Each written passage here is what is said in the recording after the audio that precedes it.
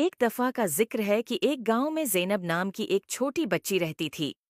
زینب کی دلچسپی ہمیشہ نئی چیزوں کو کھوجنے میں ہوتی تھی اور اس کے دادا جان کی کہانیاں اسے بہت پسند تھیں۔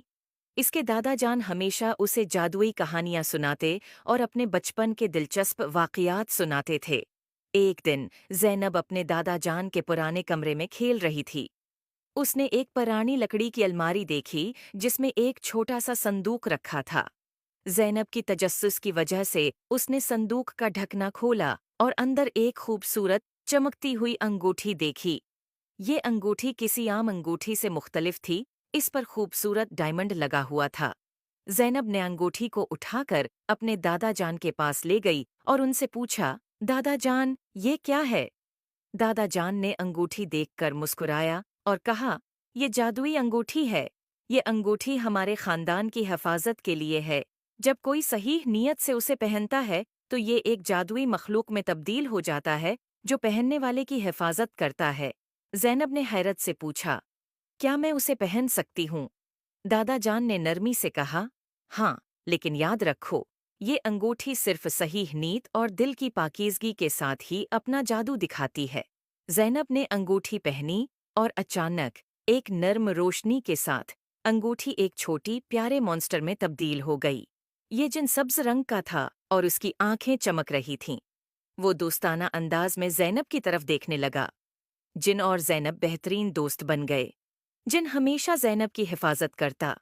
زینب نے محسوس کیا کہ جن نہ صرف اس کی حفاظت کرتا ہے بلکہ اسے جادوئی جگہوں پر بھی لے جاتا ہے۔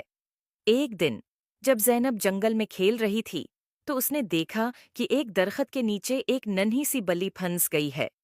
زینب نے جن کو بلی کی مدد کے لیے کہا۔ جن نے اپنی جادوئی طاقتوں کا استعمال کیا اور بلی کو بچا لیا۔ زینب نے دیکھا کہ جن صرف ایک مونسٹر نہیں بلکہ ایک سچا دوست اور محافظ ہے۔ یہ کہانی ہمیں یہ سکھاتی ہے کہ ہم جان سکیں کہ سچی دوستی اور نیک نیتی اور دل کی پاکیزگی کی کتنی اہمیت ہے۔ ایک دفعہ کا ذکر ہے کہ ایک کوا جو شہر کے قریب ایک جنگل میں رہتا تھا۔ ایک دن کافی سفر کرنے کے بعد اسے بہت زور کی پیاس لگی۔ اس نے پانی تلاش کرنے کی کوشش کی لیکن اسے پانی نہ ملا۔ کافی دیر تک پانی نہ ملنے کی وجہ سے کوا اپنے آپ کو کمزور محسوس کرنے لگا۔ وہ پانی تلاش کرنے کے لیے جنگل کے ایک قریبی قصبے میں چلا گیا اور وہاں جا کر اس نے چکر لگانے شروع کر دیے۔ تو اچانک اس کی نظر ایک گھر میں پڑی جس میں برتن میں پانی پڑا تھا۔